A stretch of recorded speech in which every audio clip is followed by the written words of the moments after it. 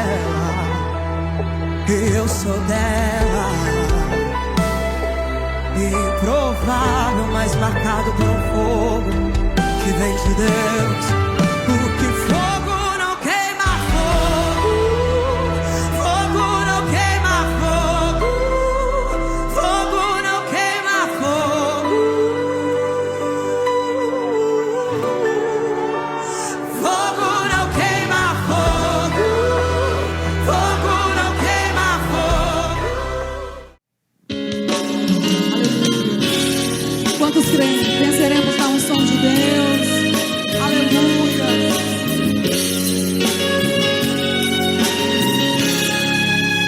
Quando as lutas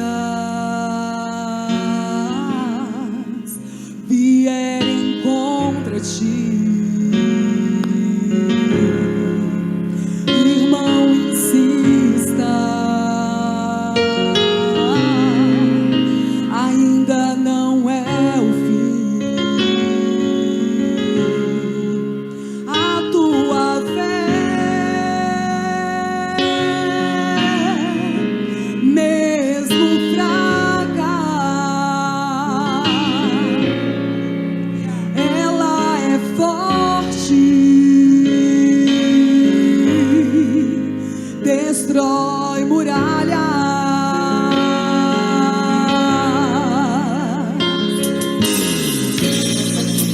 Ponha os olhos no Senhor Jesus.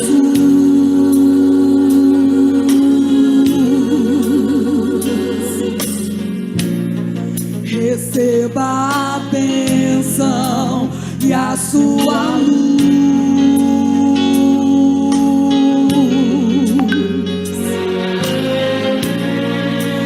Você vai ver, você vai vencer.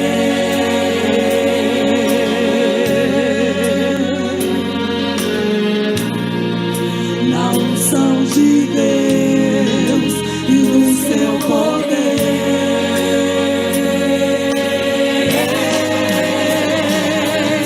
O crente cheio da unção manda a glória pra cima e recebe poder.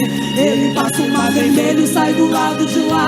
Ele expulsa os demônios, faz o inferno tremer. Ele louva a Deus na cova, faz leão dormir. Ele ora no holocausto, o fogo vai cair. Quando está no deserto, Deus envia o maná. Se vier o Jordão, o rio vai abrir. E se não abrir, vai passar por cima das águas. Na unção de Deus. Aleluia. Aleluia. Oh, glória a Deus. Ponha os olhos no Senhor Jesus.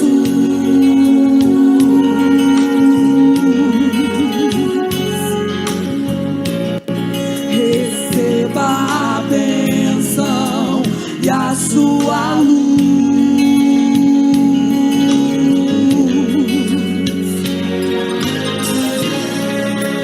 Você vai ver, você vai vencer.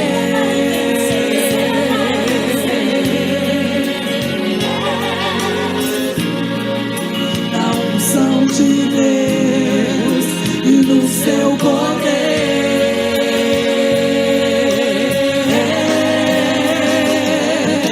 O crente cheio da unção manda a glória pra cima e recebe poder.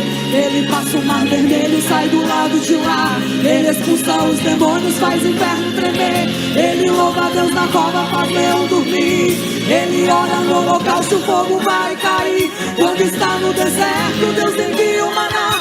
Se vier o Jordão, o rio vai abrir. E se não abrir, vai passar por cima das águas. Na unção de Deus. O crente cheio da unção manda a glória pra cima e recebe poder. Ele passa o mar vermelho, sai do lado de lá. Ele expulsa os demônios, faz o inferno tremer.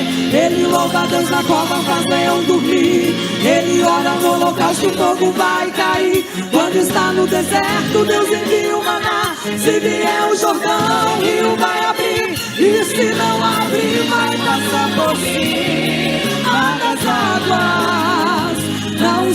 de Deus,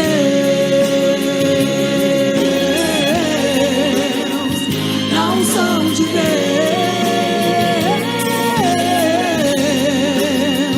na unção de Deus.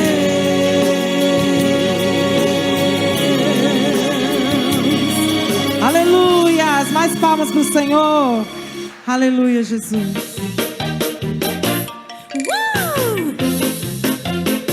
É a canção da bicharada.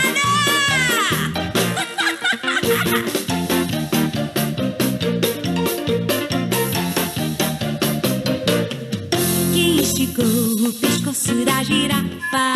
Quem pendurou a tromba do elefante? Onça pintada, quem foi que te pintou? Quem foi que fez o papagaio tão falante? Quem esticou o pescoço da girafa? Quem pendurou a tromba do elefante? Onça pintada, quem foi que te pintou?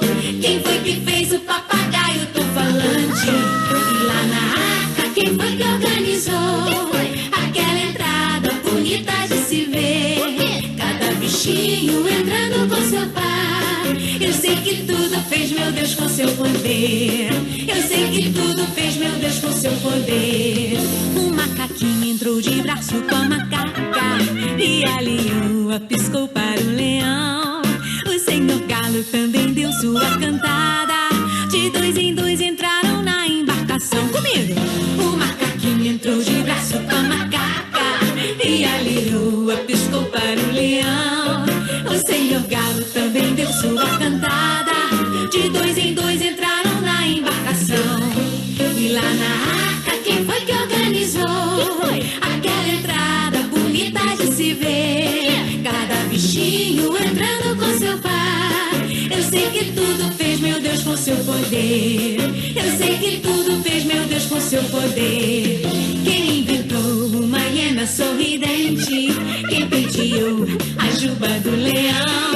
Quem pendurou o chocalho na serpente? Quem foi que coloriu o leque do pavão? Como é gozada a perna fina da cegonha, como é comprida a língua do tamanduá.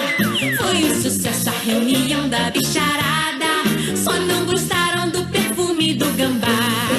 E lá na arca, quem foi que organizou aquela entrada bonita de se ver? Cada bichinho entrando com seu par. Eu sei que tudo fez, meu Deus, com seu poder. Eu sei que tudo fez, meu Deus, com seu poder. Vamos cantar de novo, amiguinhos? O início, assim comigo. Quem esticou o pescoço da girafa? Quem pendurou a tromba do elefante? Onça pintada, quem foi que te pintou? Quem foi que fez o papagaio tão falante? O macaquinho entrou de braço com a macaca e a leoa piscou pro leão. O senhor galo também deu sua cantada. De dois em dois entraram na embarcação. Como é gozada a perna fina da cegonha, como é comprida a língua do tamanduá. Foi um sucesso a reunião da bicharada, só não gostaram do perfume do gambá. E lá na arca, quem foi que organizou aquela entrada bonita de se ver? Cada bichinho entrando com seu par. Eu sei que tudo fez, meu Deus, com seu poder. E lá na arca, quem foi que organizou aquela entrada bonita demais? Cada bichinho entrando com seu par. Eu sei que tudo fez, meu Deus, com seu poder. Eu sei que tudo fez, meu Deus, com seu poder. Eu sei que tudo fez, meu Deus, com seu poder.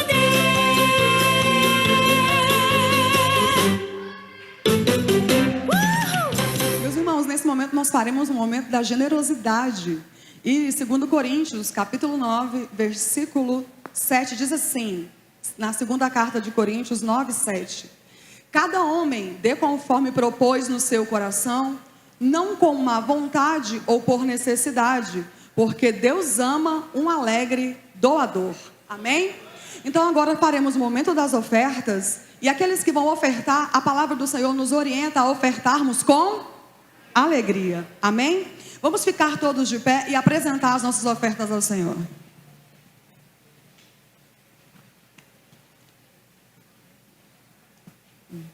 Vamos orar?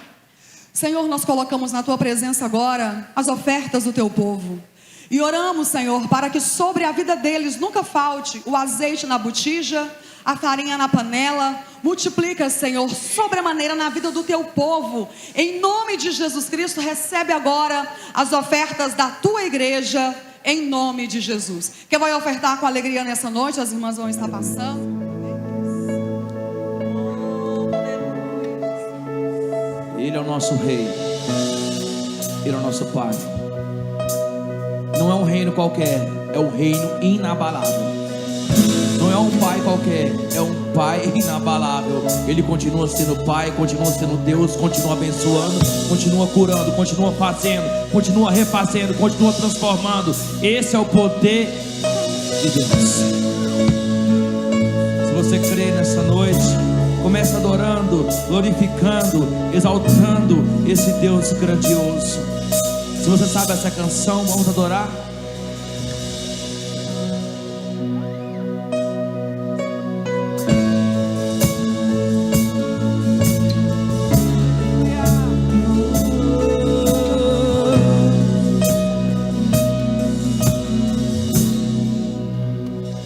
Os reinos se abalam, os povos se curvam, as bocas se abrem, as mãos se levantam para dizer que Tu és o Rei. Diz isso nessa noite. Para dizer que Tu és o Senhor.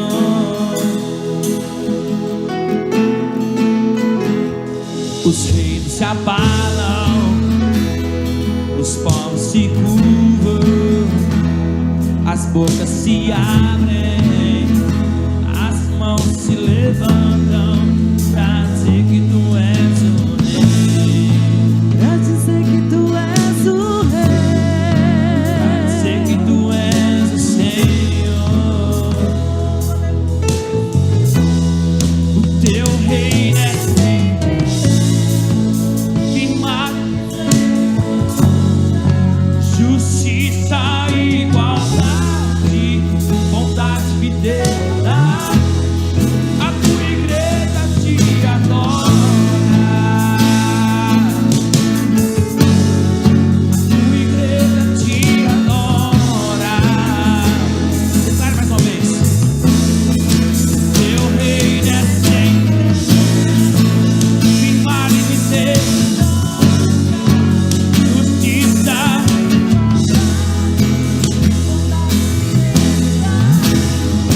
Tua igreja te adora.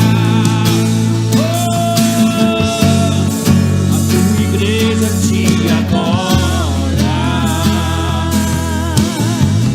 Mais forte, vai. Os reinos se abalam, os povos se curvam, as bocas se abrem, as mãos se levantam pra dizer que Tu és o Rei. Pra dizer que Tu és o Rei. Pra dizer que Tu és o Senhor. Mais uma vez. Os reinos se abalam, os povos se curvam, as bocas se abrem, as mãos se levantam pra dizer que Tu és o Rei. Pra dizer que Tu és o Senhor. E pra dizer que Tu és o Rei. Pra dizer que Tu és o Rei. Pra dizer que Tu és o Senhor. E pra dizer que Tu és o Rei. E pra dizer que Tu és o Senhor. Teu reino é sempre eterno, firmado em misericórdia, justiça e igualdade, bondade e fidelidade. A Tua igreja te adora. A Tua igreja te adora.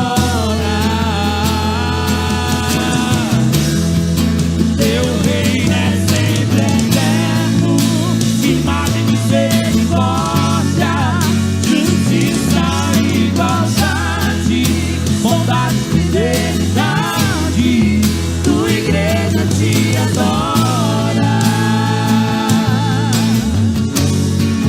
Tua igreja te adora.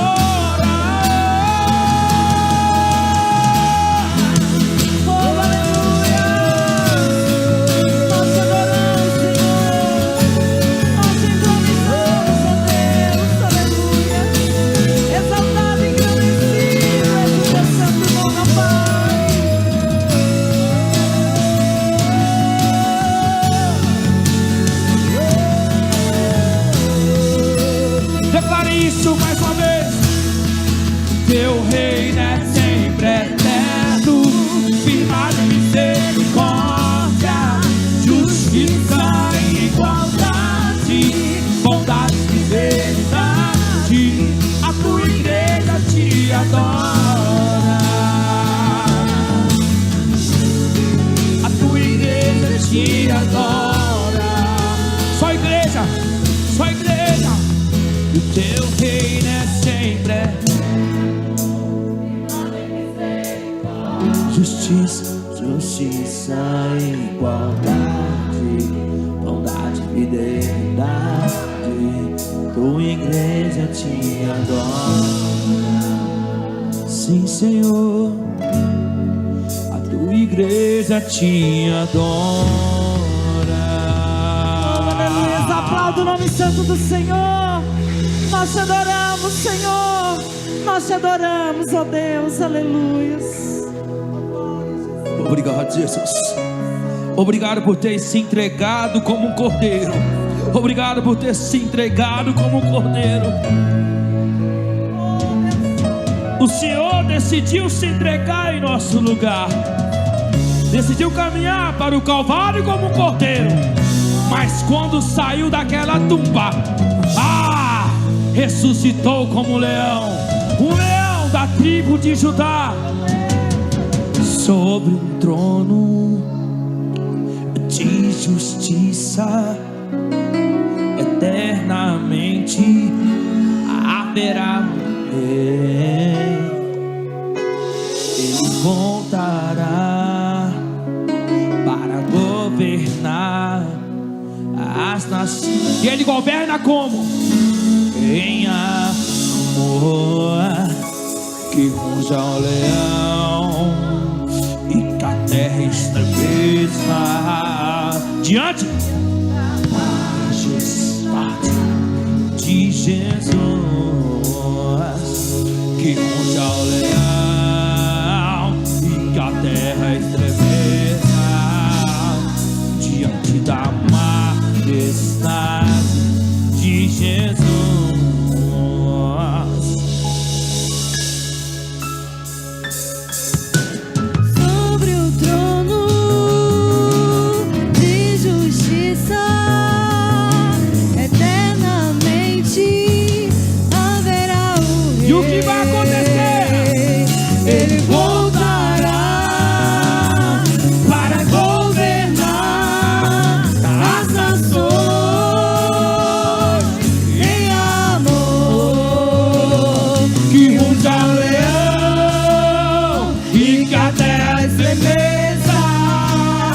Diante da majestade de Jesus,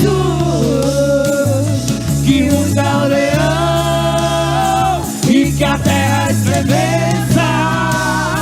Diante da majestade de Jesus.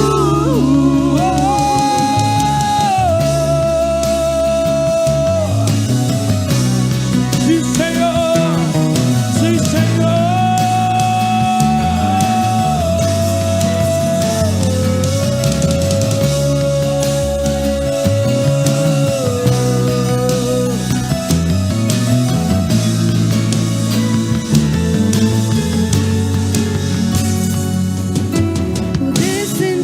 De Davi, o homem mais notável, ele ama a justiça, odeia a iniquidade. O descendente de Davi, o homem mais notável, ele ama a justiça, odeia a iniquidade. O descendente descendente de Davi, o homem mais notável. Ele ama a justiça, odeia a iniquidade. O descendente de Davi, o homem mais notável. Ele ama a justiça, odeia a iniquidade. Que ruge ao leão, E que a terra estremeça diante da majestade de Jesus. Que usa um leão, e que a terra estremeça diante da majestade de Jesus.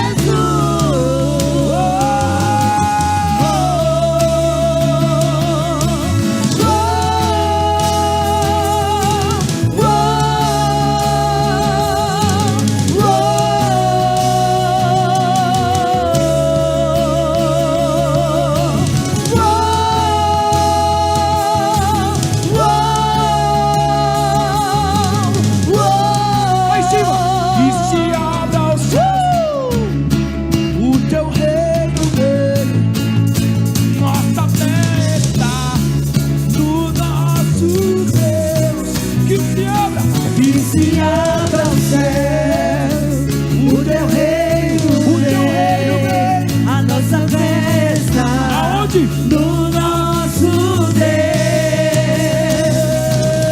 que os céus fechados se abram, teu reino venha mover. A nossa fé e esperança estão em Deus, grande Deus. Que os céus fechados se abram, teu reino venha mover. A nossa fé e esperança estão em Deus, grande Deus.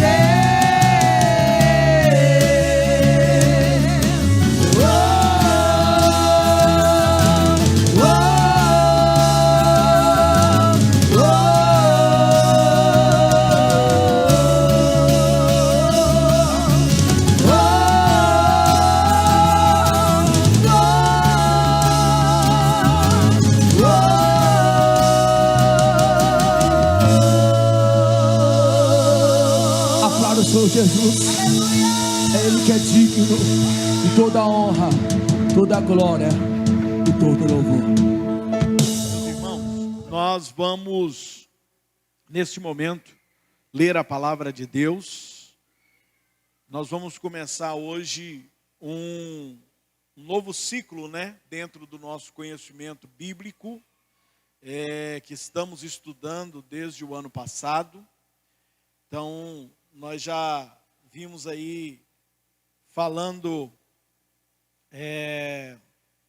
sobre vários assuntos, Nós falamos dos temas do Antigo Testamento, a história do Deus Pai, o Criador. Nós falamos então desde a criação até o Natal. Depois falamos do Natal até a Páscoa, falando sobre Jesus. E agora nós vamos começar um novo ciclo, que é falando sobre o Espírito Santo, Chegamos aqui a esse ponto culminante com a vinda do Espírito Santo. E nós vamos falar assim, completando a revelação histórica da Trindade. Amém? Atos dos Apóstolos, capítulo de número 1, verso 1 a seguir. Eu fiquei sabendo que vocês não estão lendo a Bíblia em casa. Então hoje nós vamos ler um pouco mais, Amém, irmão? Quem tem a Bíblia aí, diga amém. Então vamos ler. Quem não tiver, tem aqui o telão para você estar acompanhando a leitura, tá ok? Vamos lá então, Atos dos Apóstolos, capítulo de número 1, verso 1 a seguir.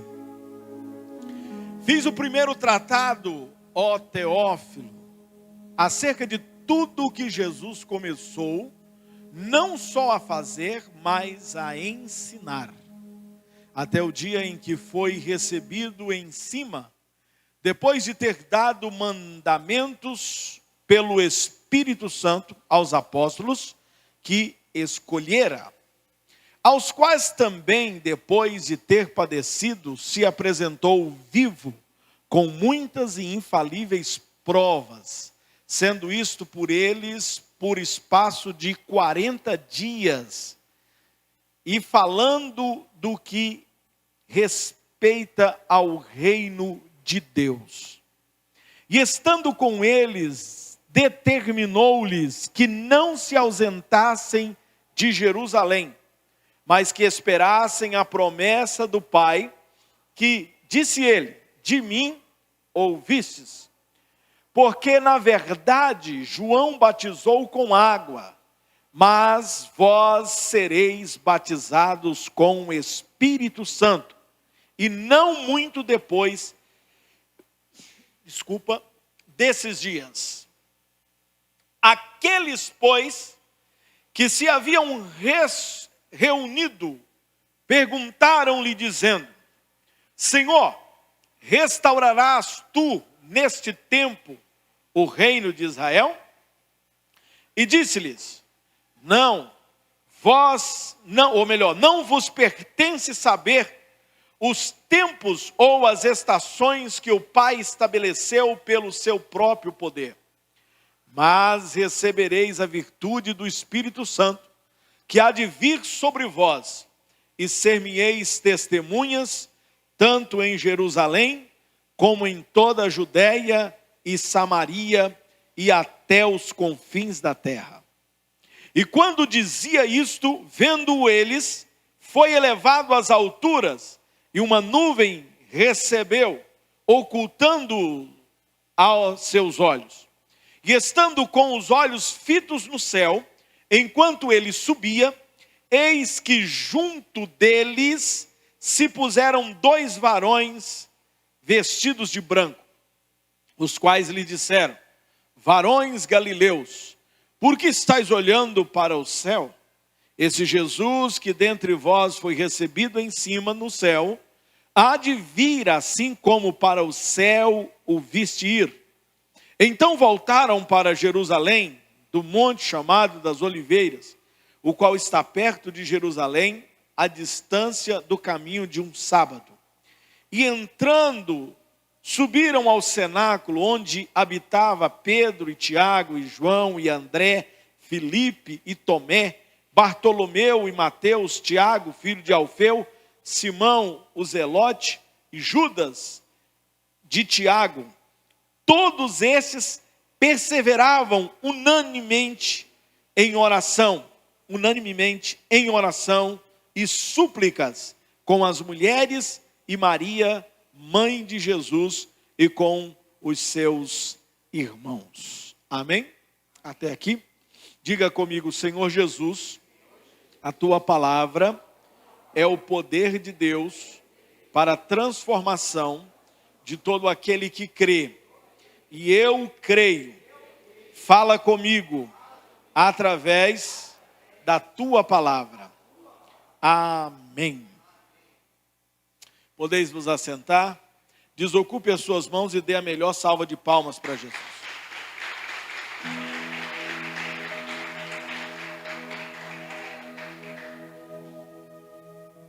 Pedi aos irmãos colocar um pouquinho mais de retorno aqui para mim.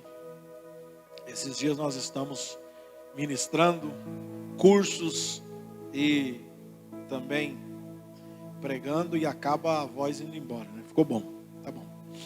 Queridos irmãos, estamos então começando esse ciclo e vamos falar sobre a preparação para o Pentecoste.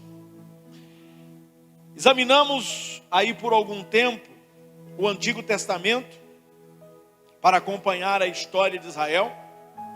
Depois nós examinamos os evangelhos para acompanhar a vida de Cristo.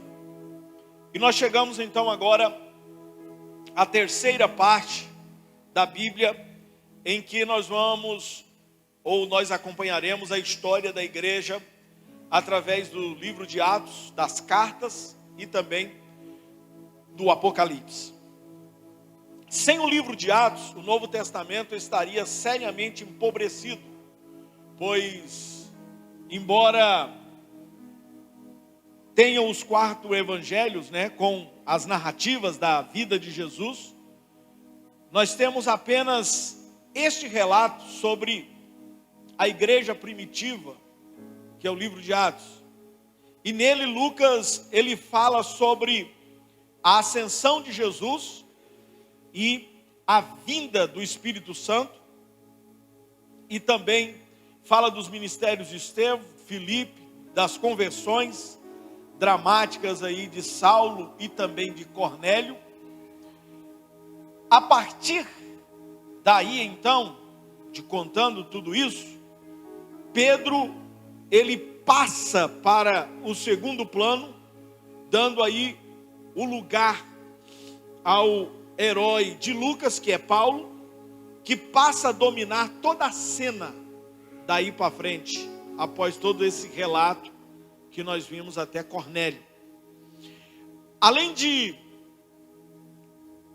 fornecer um relato de todos esses eventos, o livro de Atos, ele nos serve de inspiração, e Calvino, ele estava certo quando considerou este livro como sendo algo assim como um imenso tesouro para nós. Então, nós vamos ver que é relatado 2 livros de Atos, ou melhor dizendo, 2 livros de Lucas, escrito por Lucas, que é o livro que leva o seu nome, e esse livro de Atos dos Apóstolos.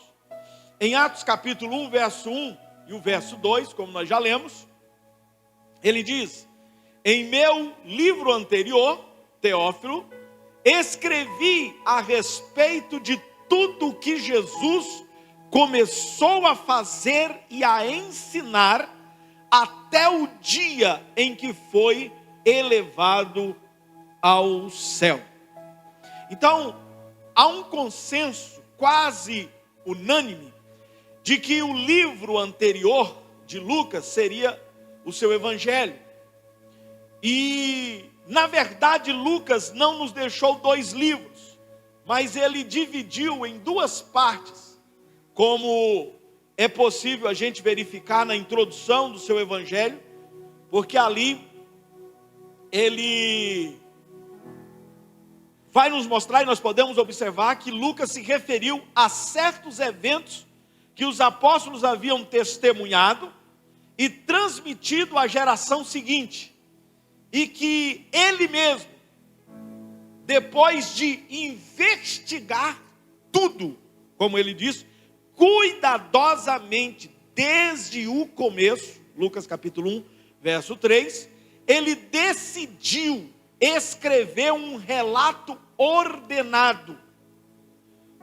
E como a gente sabe que Lucas, ele era um médico, e por essa razão, muito instruído, ele escreveu no grego clássico, E como também ele era companheiro de viagem de Paulo, chamando aqui a atenção, a presença de Paulo, quando ele diz assim, nós, Então, ele foi testemunha ocular de inúmeras situações que ele vai escrever aqui em Atos dos Apóstolos.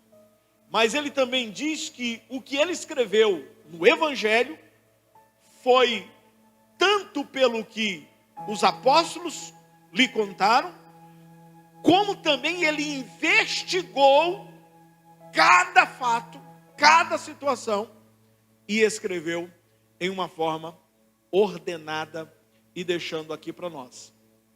E um professor de história antiga na Universidade de Oxford, ele chegou a essa conclusão.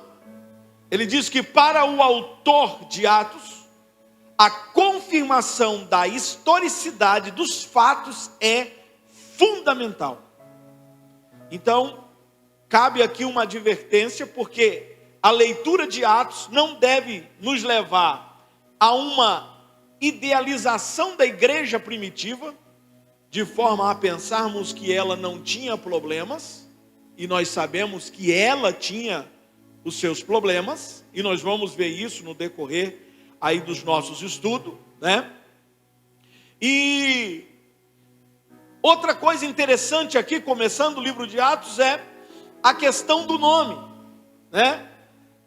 Que nome nós podemos dar que poderia melhor descrever esse livro?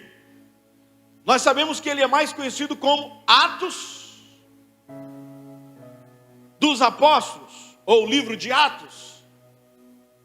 Se ficássemos só na questão de livro de Atos, iríamos pensar, Atos de quem, né? Claro que só depois de lermos que nós iríamos entender de quem seria. Se ficasse só Atos dos Apóstolos, também iria ficar faltando alguma coisa, porque fala tanto de Jesus, já no seu começo, que ele está subindo ao céu, a ascensão e tal, né? É um ato. E fala também do Espírito Santo, e fala também dos apóstolos. Então, um nome que poderíamos deixar aqui para melhor nós entendermos é, escrever-se como que a descrição do livro se fosse a continuação das palavras e obras de Jesus por meio do Espírito Santo através dos apóstolos. Incluiu todo mundo, né? Tudo junto, todos os atos escritos no livro.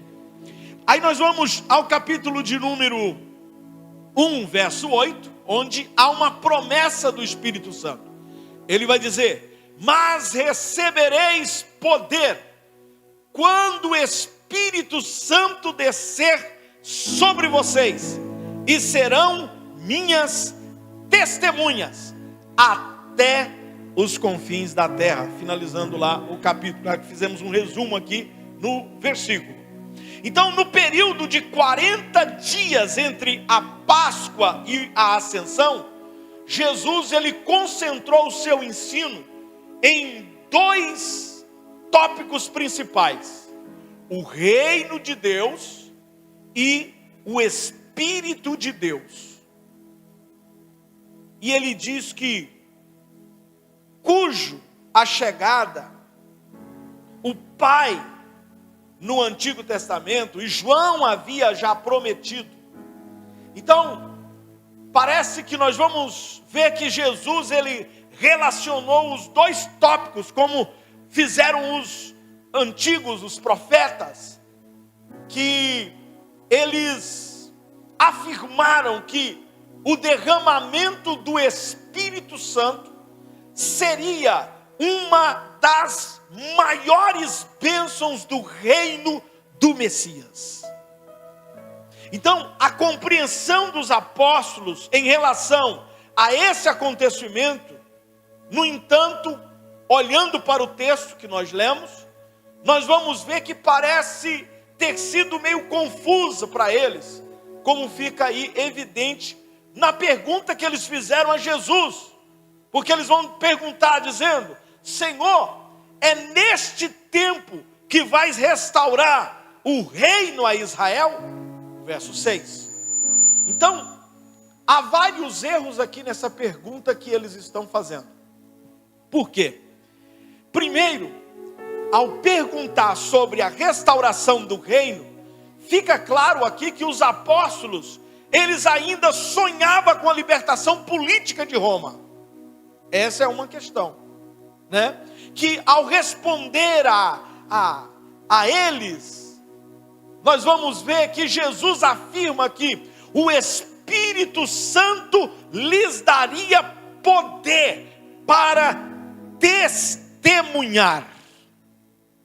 Então, Jesus está querendo dizer que o reino de Deus, ele é a implantação de seu governo sobre o seu povo. E que também é a propagação por meio de testemunhas, não de soldados. Como pensavam eles, talvez, que Jesus iria libertá-los do poder político. E não foi para isso que Jesus veio.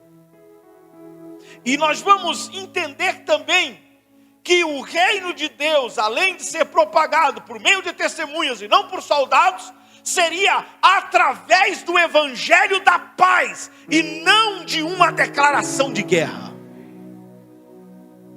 Então parece que os discípulos estavam meio equivocados na pergunta. A segunda questão em que nós percebemos em que esta pergunta tem erros é ao perguntar sobre a restauração de Israel. Nós vamos ver que fica evidente que os apóstolos ainda alimentavam aspirações limitadas ao nacionalismo. E a gente vai ver que eles esperavam, parece, que Jesus restaurasse a independência política de Israel e recuperasse aquilo que por um certo tempo antes de Jesus foi recuperado pelos macabeus durante o curto período no segundo século antes de Cristo. Mas veja a resposta de Jesus a eles. Jesus vai dizer que ele iria ampliar os horizontes, que ele não estava vindo apenas para Israel, para uma localidade de um país.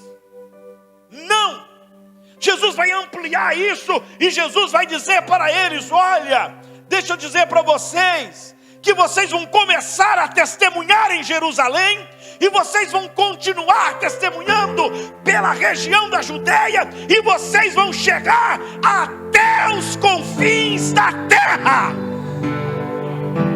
Então o reino de Deus não é apenas de uma nacionalidade, de um povo. Não, o reino de Deus é para todas as nações. Quem está entendendo, diga glória a Deus. Não é privilégio só nosso. O reino de Deus não é a igreja do Altíssimo, a igreja A, a igreja B. Não! O reino de Deus abrange muito mais além do que você está imaginando, de ser talvez só o seu grupo fechado. E tem uns que cometem até um pecado de dizer que somente quem é da igreja deles que vai ser salvo. Isso é um engano. A igreja invisível de Deus está por toda a terra.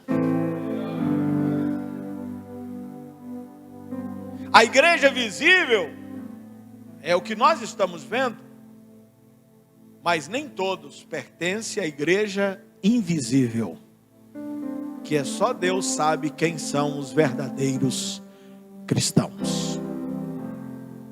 Então, o terceiro ponto em que há um erro aqui nessa pergunta dos discípulos é que, ao perguntar se Jesus iria restaurar o reino a Israel nesse tempo, eles estavam sendo presunçosos aqui, como se eles já soubessem a resposta. E aí Jesus começa dizendo que não lhes cabia saber o tempo, a data que o Pai havia estabelecido pela sua própria autoridade. E em seguida, ele diz aquilo que eles deveriam saber. E Jesus, então, vai dizer: vocês precisam, ou vocês receberão o poder do Espírito Santo para testemunhar até os confins da terra. Então, na verdade, nós vamos observar que o tempo entre o Pentecoste e a parousia, quer seja longo ou curto, ele deve ser preenchido com a obra missionária da igreja por todo o mundo. Jesus não nos chamou para ser o mocinho ou a mocinha do tempo. Ó, vai ser tal tempo, ó, vai ser... Não. Até que ele venha, você é uma testemunha do reino de Deus em todos os lugares. Quem está entendendo o que eu estou falando? Uma pergunta eu te faço: você tem testemunhado do reino de Deus? Você tem testemunhado, meu irmão? Você tem testemunhado do reino de Deus por onde você vai? Hã? Precisamos pensar nisso. Porque às vezes alguém pensa que a sua vida cristã, ela se limita apenas a ir na igreja aos domingos. Ou às vezes ir na quarta e na sexta. Porque nós somos, às vezes, tão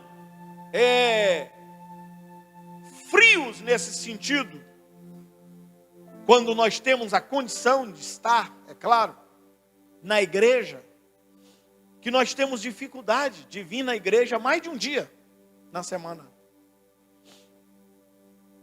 Nós temos dificuldades. É verdade? Mas, irmãos, veja que a nossa vida não se limita só a vir à igreja também. Porque não adianta nada você falar, não, eu vou à igreja todos os cultos, mas você não testemunha sobre Jesus no seu trabalho. Você não testemunha sobre Jesus lá na faculdade, lá no colégio. Você não testemunha sobre Jesus no seu trabalho. Entende? E às vezes o seu testemunho talvez não precisa, talvez pode não ser por palavras, mas pelos atos que você comete, que você pratica. Como é que as pessoas te conhecem? Como é que eles falam sobre você? Será que nós, se fôssemos perguntar no meio onde você convive, como é que as pessoas iriam dizer? Ó, você conhece fulano de tal? Ah, sim.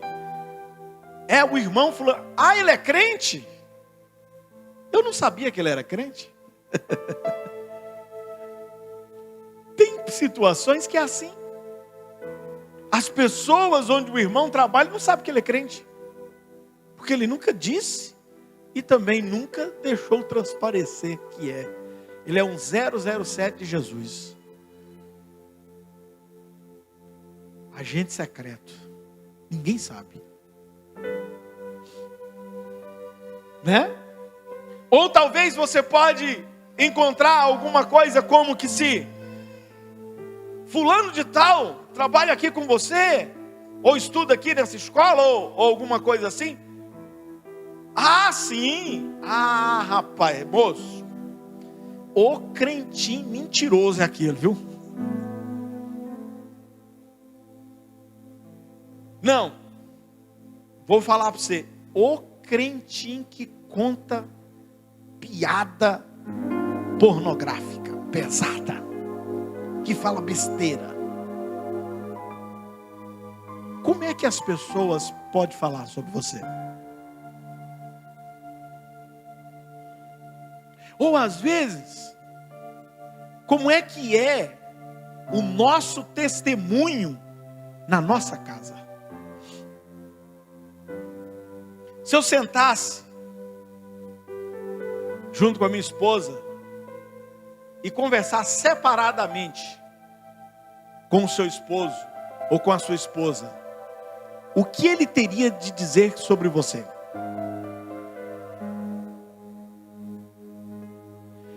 Uma certa vez houve um fato em que o filho do pastor pediu uma oportunidade. Ele nunca pediu oportunidade. E nesse dia ele pediu oportunidade. E quando ele pediu oportunidade, o pai ficou maravilhado e falou: nossa, meu filho quer falar. E ele nunca falava. E ele deu o microfone para ele. Quando deu o microfone para ele, ele pegou o microfone, olhou para o pai e fez uma pergunta e disse: pai, por que a gente não vem morar aqui na igreja? Aí o pai ficou maravilhado, pensou: nossa, olha, meu filho gosta tanto da igreja que ele quer vir morar aqui. Mas aí ele caiu na bobeira de perguntar por quê, né? Por que, meu filho? Ele disse: não, porque aqui na igreja o senhor é tão bonzinho. Porque lá em casa o senhor xinga minha mãe, o senhor bate em nós de qualquer jeito. E é um negócio terrível. Quem está entendendo? Então, irmão, isso é muito sério.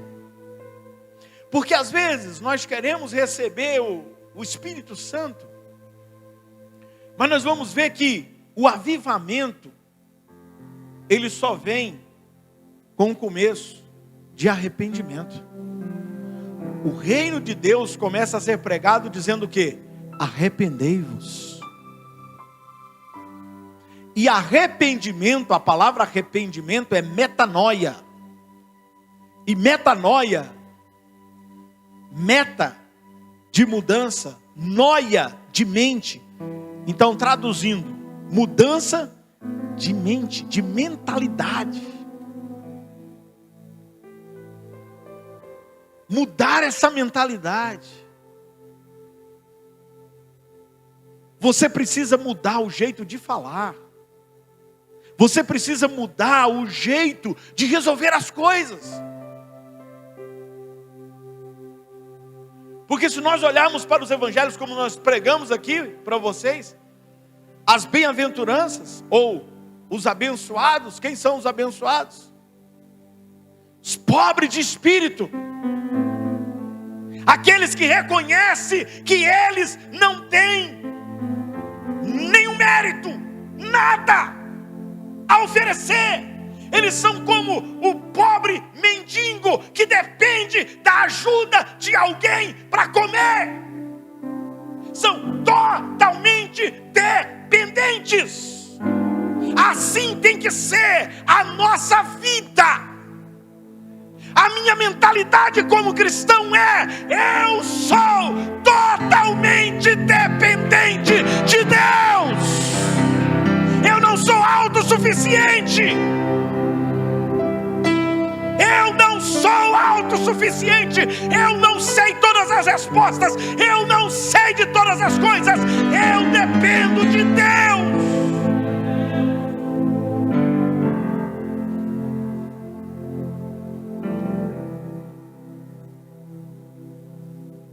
Felizes são os que choram, mas não o que chora por remorso, como chorou Judas,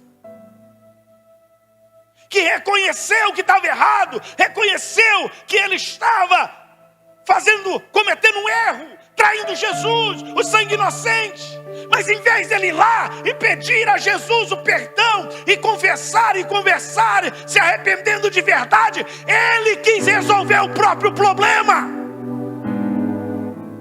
E eu e você não temos condição de resolver o próprio problema. Nós precisamos nos entregar a Cristo. Não é pelos seus meios. Você não resolve problemas da sua alma pelos seus próprios meios. É pelos meios de Cristo.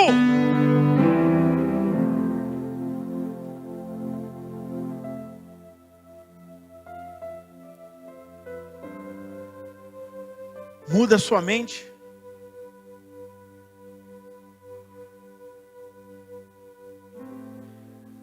Quem são as pessoas que mudaram a mente? Os mansos. Quem são os mansos? Não é a ausência de poder, não, irmão. Manso é uma pessoa que tem poder, mas ela tem um poder controlado. Ela controla o poder que ela tem em mãos.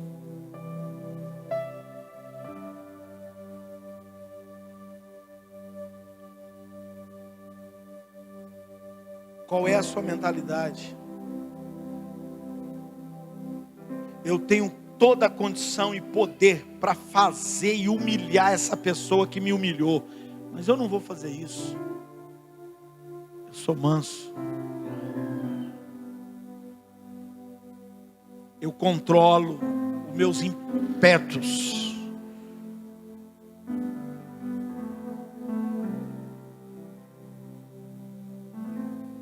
Você precisa mudar essa mente. Os pacificadores não são pessoas que não vão à guerra, mas são pessoas que só entram na guerra certa, não entram em guerra errada.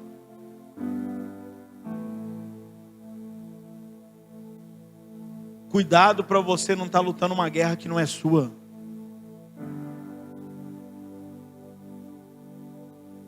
Cuidado. Deixa eu te falar uma guerra que não é sua. A Bíblia diz assim, que quem entra na confusão do alheio, ou numa situação alheia, é como pegar um cachorro pelo rabo. Você já pegou um cachorro pelo rabo? Então tenta essa experiência. Não, tenta não, você vai ser mordido. Pega um cachorro pelo rabo para você ver. Pode ser o seu cachorro, ele vai te morder.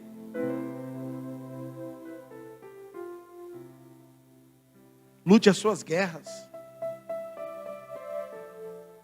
Para de entrar em confusão dos outros. Para de ficar se metendo na vida do outro. A sua já é difícil, você ainda vai caçar mais problema. Cuida da sua vida. Cuida da sua. Você não está dando conta nem da sua. Aí quer mexer na vida do outro. Cuidado com esse negócio, irmão. Talvez você está lutando uma guerra que Deus não chamou você para guerrear ela. Não é a guerra do Senhor. Quem está entendendo, diga amém. Vamos voltar para cá.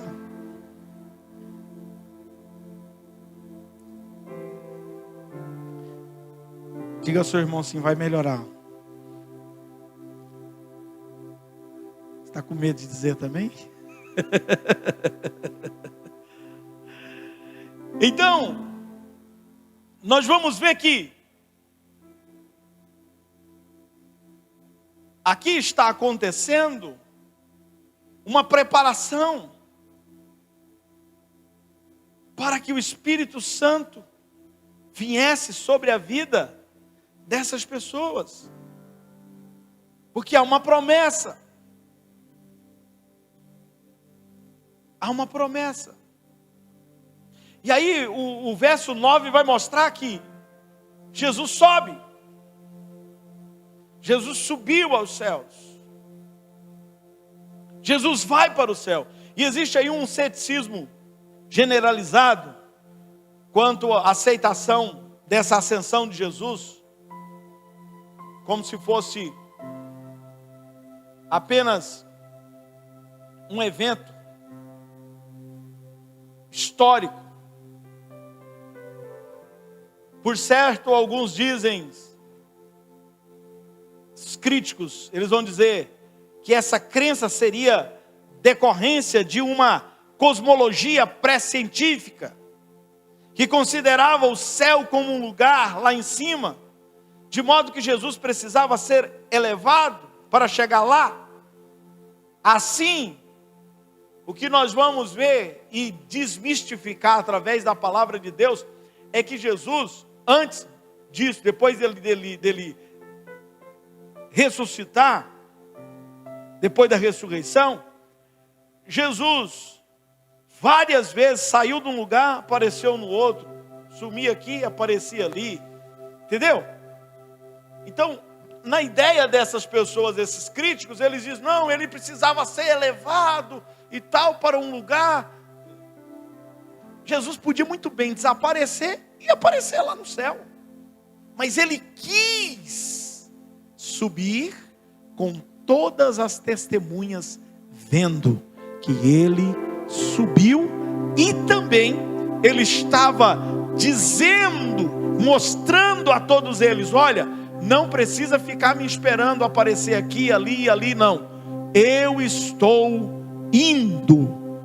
Mas ele tinha prometido: mas depois que eu for, eu enviarei o Consolador.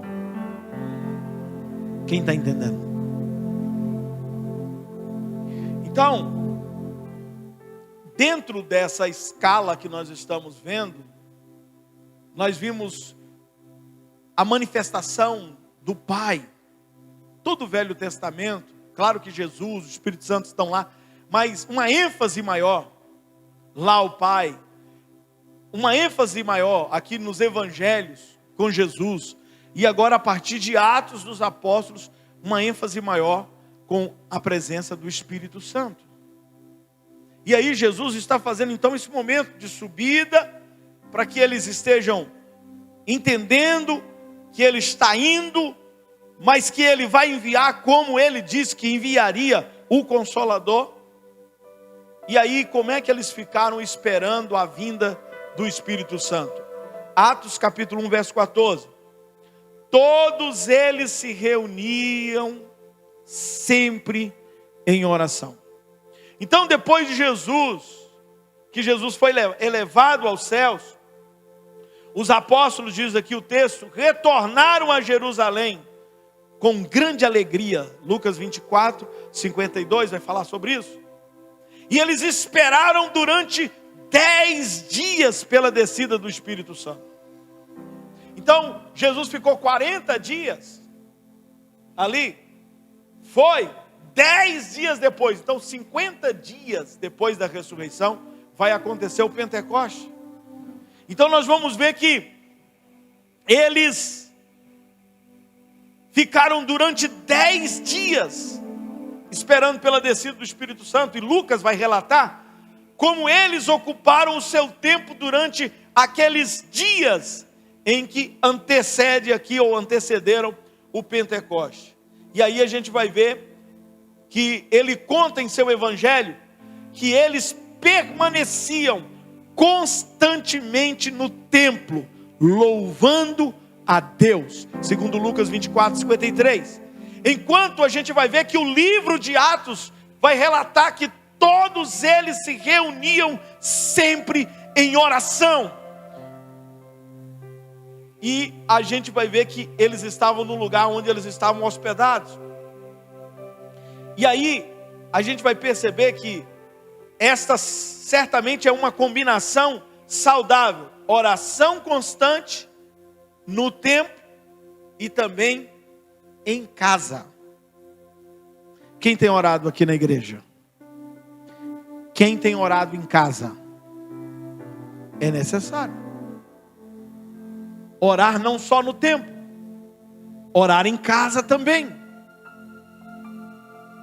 Porque às vezes tem gente que só ora na hora que chega na igreja, na oração que tem no culto, mas não ora em casa. Não oramos em casa. Às vezes nós poderíamos até ter aquele bom velho costume de chegar mais cedo no culto, antes do culto começar, dobrar os nossos joelhos e orar um período maior. Quem está entendendo o que eu estou falando? Porque a oração, irmão, ela é muito importante. Vamos ver que quem que eram essas pessoas aqui que estavam reunidas para louvar e orar? O texto ele nos diz que era um grupo de aproximadamente 120 pessoas, incluindo aqui os 12 apóstolos, que Lucas registra com variações mínimas em relação à lista que apareceu lá no seu evangelho. E ele menciona também aqui as mulheres que ali estavam, provavelmente Maria Madalena, Joana, Susana e outras mulheres que apoiavam o ministério de Jesus e dos apóstolos financeiramente. E a gente vê que foram elas que encontraram o túmulo vazio. E separadamente, como que ocupando aqui uma posição honrosa, Lucas acrescenta também aqui Maria, mãe de Jesus, verso 14, que o papel dela no nascimento de Jesus, ele já havia descrito nos 2 primeiros capítulos do Evangelho, né? Capítulo 1 e o capítulo 2.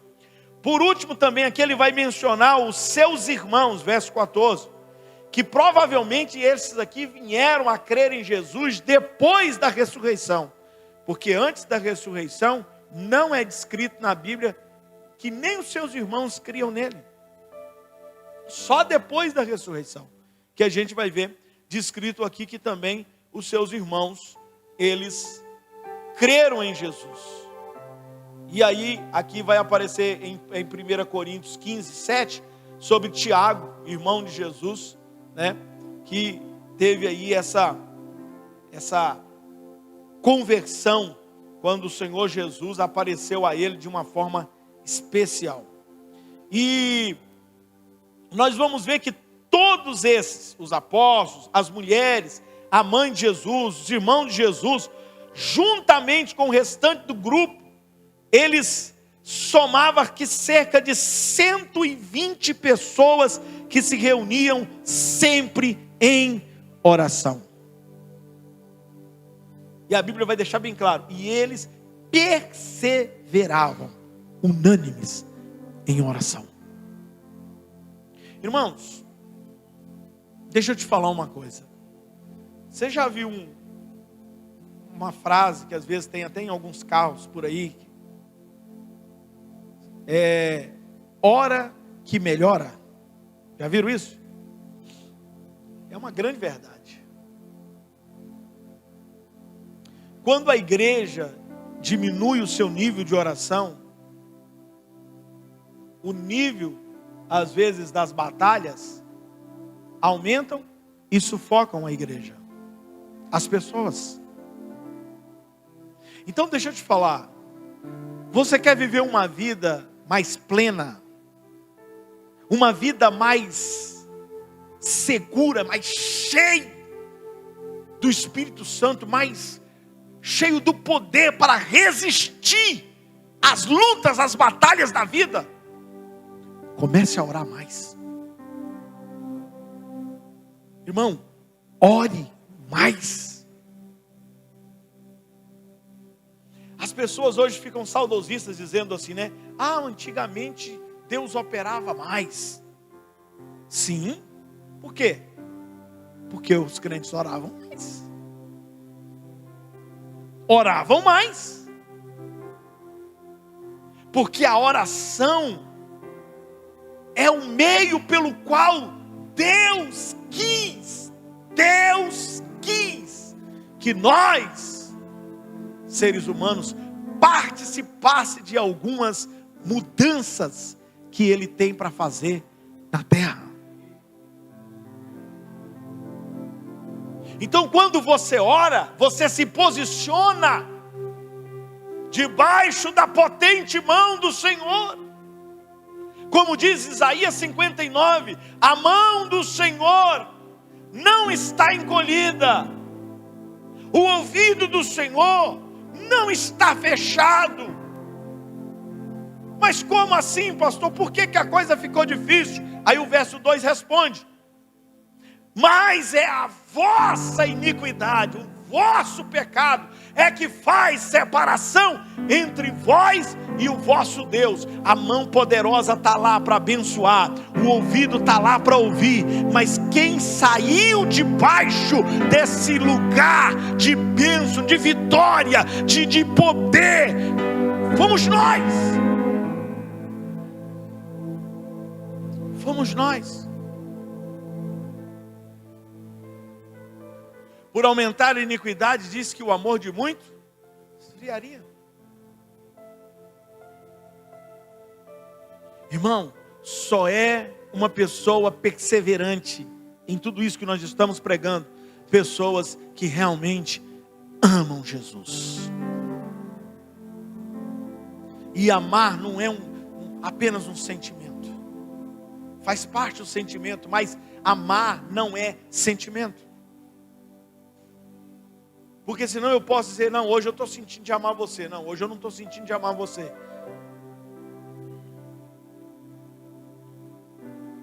Já pensou quando Deus decide dizendo: eu amo tanto vocês, que eu vou dar o meu filho para a salvação de vocês. Aí de repente, quando está tudo preparado para Jesus vir, aí Jesus fala assim: não, hoje eu não estou sentindo de amar eles, não vou lá morrer por ninguém. Você já pensou se Jesus fizesse isso? Só que a Bíblia deixa bem claro: Deus amou de tal. Ei, preste atenção nesse tal maneira, que é o que? Apesar de. Deus te amou apesar de. Apesar de você não merecer, apesar de você não ter nada para oferecer a Ele, apesar dos seus pecados, Ele te amou e se entregou por você. Isto é amar. Amar é uma escolha. Ele escolheu te amar e Ele te ama, e você precisa amá-lo. Precisa amá-lo.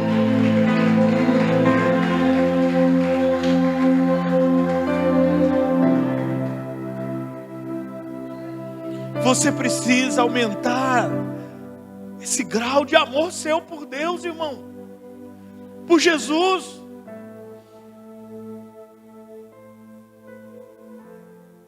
É apesar de. Você que é casado, se você não amar a sua esposa apesar dos defeitos dela, você não fica com ela.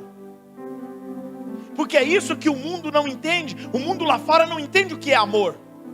Amor para as pessoas, às vezes lá fora, é sexo. Amor para eles lá fora é prazer. Enquanto você me der prazer, eu te amo. O dia que der errado em alguma coisa, pronto, acabou. Já viu essa conversa? Meu amor morreu.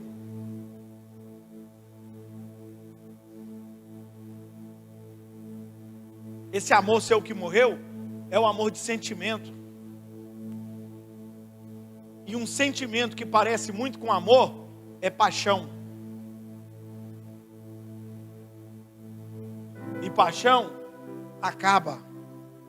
E depois que acaba a paixão, tem que permanecer o amor. Porque aí Paulo vai dizer para nós o que é amor. Coloca para nós aí, por favor, 1 Coríntios 15. Acho que é primeiro mesmo.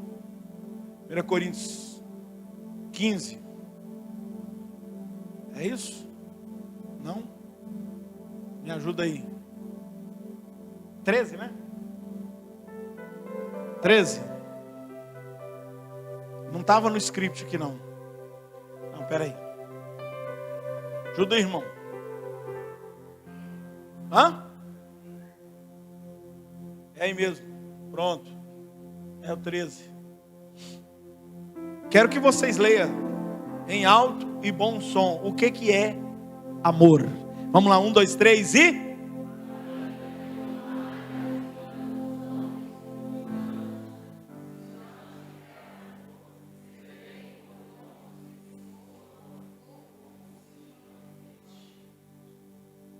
Continua.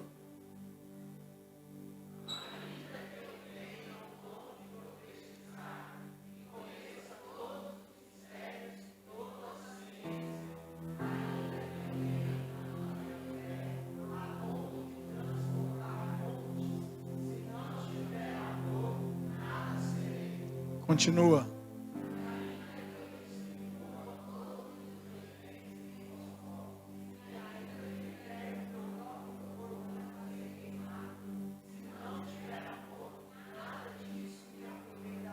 Por quê?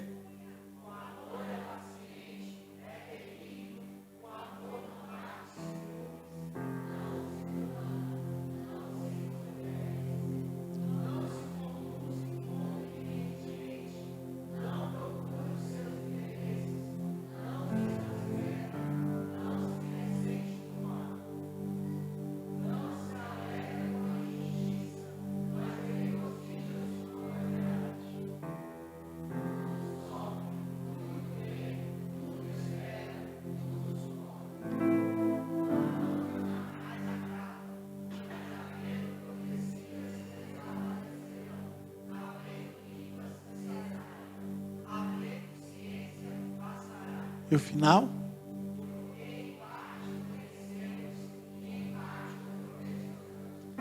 Agora eu te pergunto. Só naquela parte lá, o amor, tudo, suporta. Você tem suportado? Sua esposa, seu esposo, seus filhos? Tudo sofre. Tudo crê. Tudo espera. Tem gente que não dá tempo nem de esperar.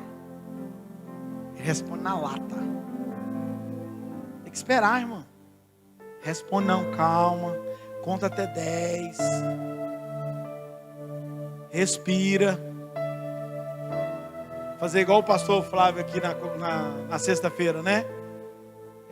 Cheira a florzinha. Como é que é? Cheira a florzinha e sopra a velinha. Tá?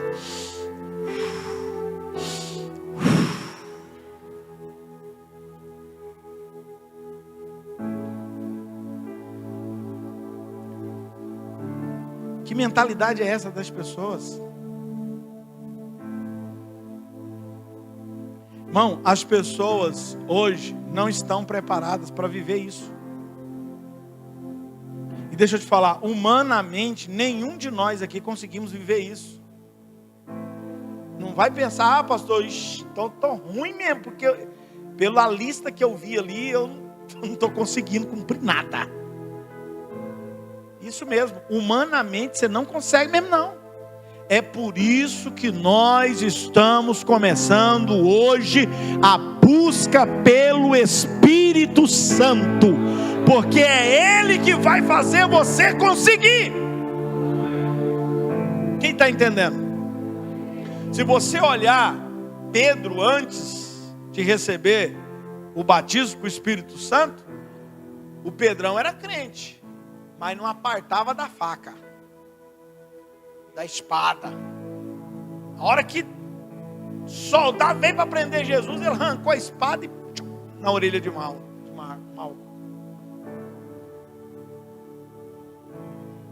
Entendeu ou não?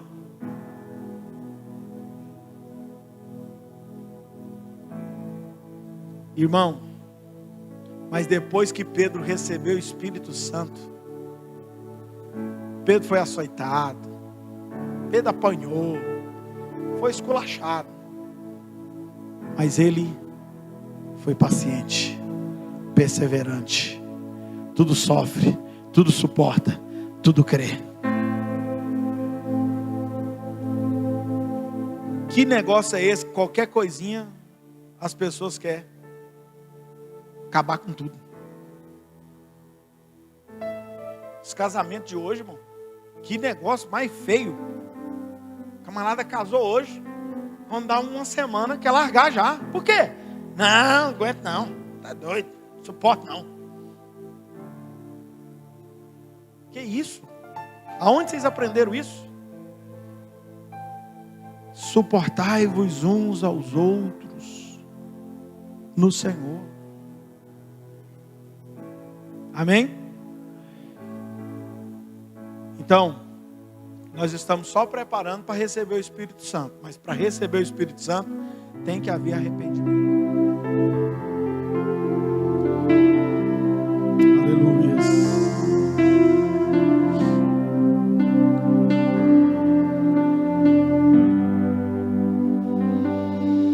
Cante. Quero que valorize o que você tem. Você é um ser, você é alguém tão importante para Deus. Nada de ficar sofrendo angústia nesse seu complexo inferior, dizendo às vezes que não é ninguém. Eu venho falar do valor que você tem. Eu venho falar do valor que você tem. Onde Ele está? Ele está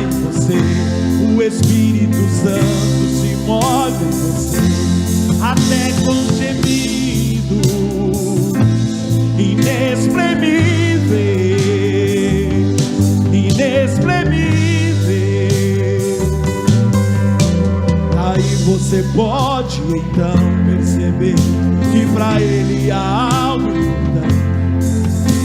Por isso levante e cante, exalte ao Senhor. E você tem um valor, o Espírito Santo. E você tem um valor.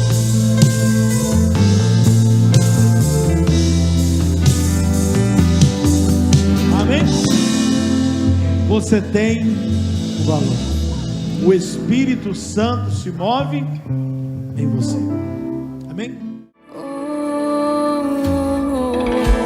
Aquieta minha alma, faz meu coração ouvir tua voz.